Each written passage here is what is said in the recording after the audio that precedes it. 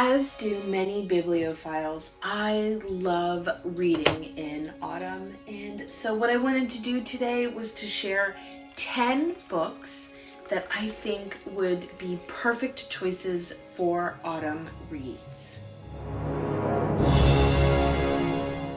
I love categorizing books and kind of noting themes that are similar in books and kind of connecting them together. And so I'm going to try to do that today in the video. So the first books are kind of a witchy, magical realism feel. It would be for somebody who loves Practical Magic by Alice Hoffman, which is a book series that they turned one of the books into a movie with Nicole Kidman and Sandra Bullock. Belladonna. It's a sedative. People put it in their tea to relax, calm their nerves. Some people also use it as a poison. Which people? Witch people. Aha. Witches. Witches. Mm-hmm. I guess you found me out, huh? The movie's from the 90s. It's a little creepy for sure, but it really is kind of a cult classic. So the first book that I wanted to share in that theme is Garden Spells and First Frost by Sara Addison Allen. I actually like both of them. I would read Garden Spells first. First Frost is the second book in the series, but I love the cover on this. It's so fall themed. So Sara Addison Allen has really strong small town feels. There's magic in here. It's sort of magical realism, a little bit of magic through use of herbs and recipes. So the books actually have recipes in the back of them, which I just think is just a wonderful added touch. So we follow Claire and Sydney Waverly. Claire has been living in their small town her whole life, and her sister suddenly blows back into town. So again, you can really kind of see the connection there with practical magic. Sydney does have a daughter named Bay, and they seem to really be traumatized and potentially hiding from something. And we learn that Bay's father is an abuser, and Sydney is running from him. So again, there's very strong practical magic ties in here. This also features an old house that's the family generational house. There are spirits that are kind of within the house. There are different people in their family who have different talents and skills as far as just their abilities as witches, although it's not an overt kind of witch feel. It's very kind of just quirky, and that's their personality. So as I've mentioned, one of the males in here is an abuser, and so that definitely is a trigger warning. There is romance, there is sister bond, generational bonds, all within Garden Spells as well as First Frost. Next, to follow along on the small town feel, the generational bonds, and the magical realism is The Book Charmer, and this is by Karen Hawkins. This is more magical realism and less witchy kind of a feel. Our main character, Sara, has the ability to hear books. She is a librarian, and the books sort of just give her a sense of this person needs to read this book right now. Her family has had these skills all throughout various generations. Their town is really kind of dying. And in comes Grace, who is kind of an outsider, and Sara gets this feel that Grace is a very important piece to being able to help their town rejuvenate itself. This does deal with some pretty heavy topics: Alzheimer's within your family, PTSD from being in a war situation, addiction and how that can affect a family and children specifically. But if you're looking for small town feel with some unexplainable things happening and bonds and friendships developing with some slight romance, then try The Book Charmer. Before we continue, I did want to mention that if you like this small town, sweet, wholesome, witchy vibe, I would recommend checking out The Good Witch. You can stream it on Netflix, or if you have Amazon Prime, you can get at least the first season included in your membership. Next, I want to share Weyward by Amelia Hart. This is a fairly new release. This definitely has witchy feels. We follow Karen in modern times, Violet in the 1940s, and Altha in the 1600s. Karen is fleeing from a domestic abuse situation. Her husband is a terrible person, and Violet in the 1940s has an abusive father and some relationships that she develops that are also abusive, and Altha in the 1600s is actually on trial for being a witch. And throughout the entire book we follow each of their threads and try to figure out what the mystery is for each of them. This, as I mentioned, does have domestic abuse in it. It has SA, just physical abuse. Men are not portrayed the most positively in this book, but I did want to mention it because it does have really great fall vibes. The cover is beautiful. Birds do play a role in this. There is a cottage that is also described in a very important part to the story. I especially loved the going back in the 1600s and the witch trial specifically. That part of the story was the most engaging to me, but seeing how the ending wrapped up and really looking for how these women who were in positions to be taken advantage of and basically be powerless were able to take control of their own life and their own decisions. It was a very powerful book in that way. I have one that's in a category of classic with slight horror, and that is The Phantom of the Opera by Gaston Leroux. This is a classic. I have this gorgeous macabre copy with very beautiful illustrations by Greg Hildebrandt. I have a few other of his illustrated versions, but they're just so creepy, and I love this copy. So this is at its heart a romance, but a very twisted romance. This is the story of Christine, who is a singer. She comes into contact with an old childhood friend named Raoul, and they really seem to bond again and build a love together.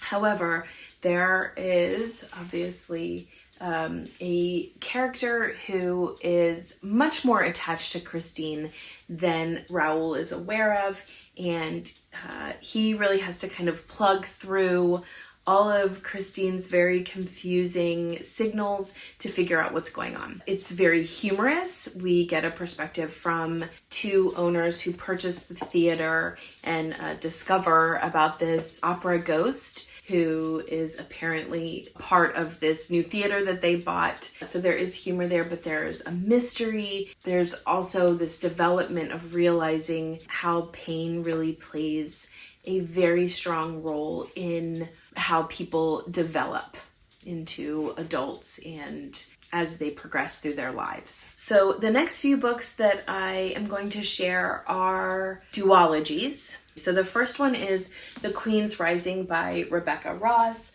Rebecca Ross has received much acclaim for Divine Rivals, which came out earlier this year. It is also a phenomenal read, but I actually would recommend The Queen's Rising. This was her debut novel. The second book in the duology is The Queen's Resistance. We follow Brianna, who is studying at the Magnolia House within one of the 5 passions to hopefully garner the attention of a patron. To receive patronage after graduating from the Magnolia House is what the goal of all of the young ladies at the Magnolia House has. And unfortunately, Brianna really struggles with developing a patronage, but someone comes across who is willing to take her on and to support her, and there is much mystery behind the person who chooses her. She has to go on a journey. There's a lot of traveling in this. There is a very slow burn romance. There are stories about rival kingdoms. ancestral memories play a pretty strong role in this book, which if you love Susanna Kearsley like I do, ancestral memories is just a very fun trope to have. So I would really recommend this. Next, I have Song of Silver and Flame Like Night by Amelia Wen Zhao. This is a Chinese historical fiction in which we follow Lan and Zhen.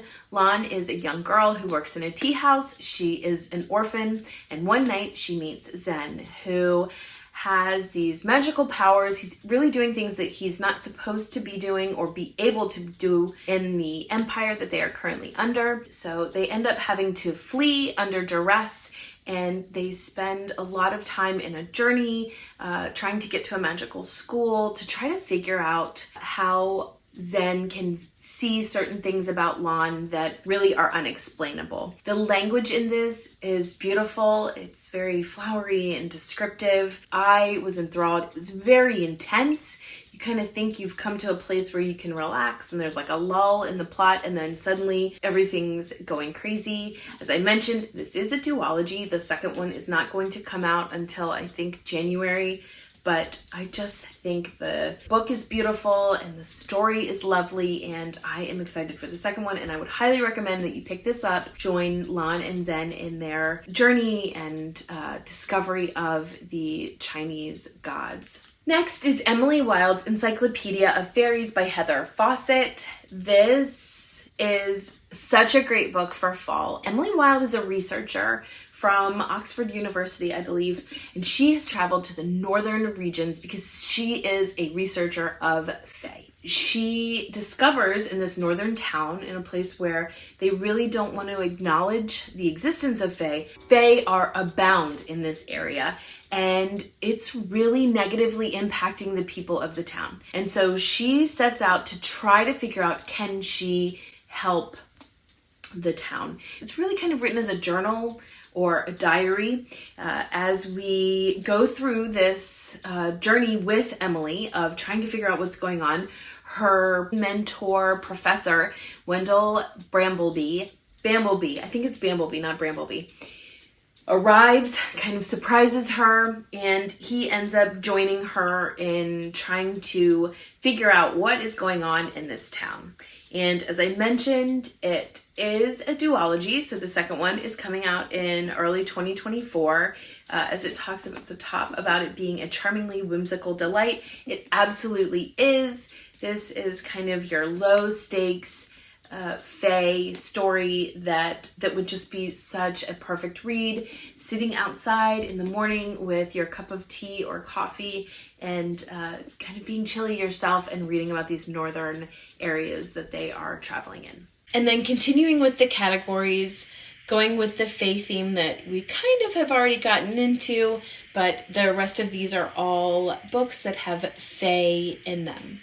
Next is my favorite Margaret Rogerson book, which is An Enchantment of Ravens. You can see it's actually a pretty slim novel. This is the story of Isabel, who is a portrait painter of the Fae, and she receives a commission from the Autumn Prince known as Rook. And through her artistic perspective, she ends up showing him in a way that he doesn't approve of and really would make him look weak to the Fae. And so in his anger, he ends up taking her from her little family house and taking her off on a journey so that he can basically bring her to trial for her crimes of painting him in this manner. It is a romance. Again, he's an autumn prince in the Fae, so you have that whole vibe going on there. And I just loved the romance, the way the Fae are portrayed. I loved the journey. I loved Isabel's personality. And think that if you are interested in reading a Margaret Rogerson, this is the one that I would start with and recommend.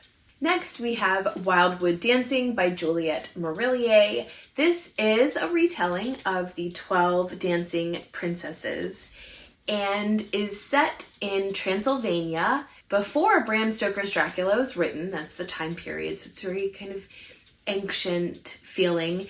And we follow Jenna, who is one of the 12 daughters of a man who gets ill and he has to travel to the sea for his health. And so he leaves his daughters alone in this crumbling old castle with miscreant family members who are kind of hovering about to try to get their fortune, what little bit that they have. They discover that on full moons, they are able to be transported across this lake into the other world. And there are all kinds of creatures. There are night people, which are the early original vampires. It's basically what you're led to believe.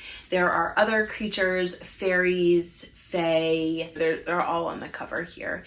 And they spend these full moon evenings dancing the night away. Well, this progresses into becoming apparent to the sisters that this may not be such a great idea, but of course things at home with their father gone and these family members who are after them as well for the fortune, for marriage, for taking control of everything, things at home are also not good.